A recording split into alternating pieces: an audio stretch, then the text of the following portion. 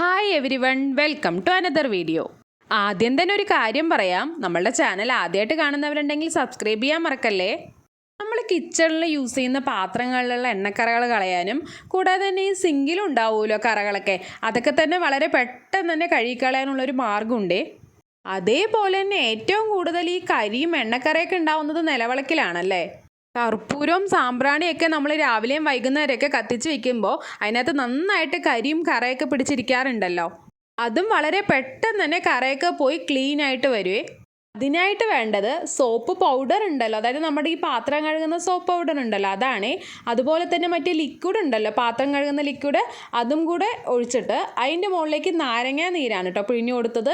ഇത് മൂന്നും കൂടെ നന്നായി മിക്സ് ചെയ്തെടുത്തിട്ട് സാധാരണ നമ്മൾ പാത്രം തേക്കാറുള്ള സ്ക്രബ്ബറോ എന്തെങ്കിലും എടുത്തിട്ട് ജസ്റ്റ് ഒന്ന് കഴുകിയെടുത്താൽ തന്നെ ആ കറകളൊക്കെ പോവുകയെ.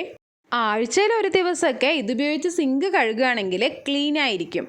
കിച്ചണിൽ യൂസ് ചെയ്യുന്ന പാത്രങ്ങളിൽ എന്തെങ്കിലും കറയാവുകയാണെന്ന് വെച്ചാലും ഇതുപയോഗിച്ച് പെട്ടെന്ന് കഴുകിയെടുക്കാം കേട്ടോ. വീഡിയോ ഇഷ്ടപ്പെട്ടാൽ ലൈക്ക് ചെയ്യാൻ മറക്കല്ലേ. മറ്റൊരു വീഡിയോയിൽ കാണും വരേക്കും ബൈ.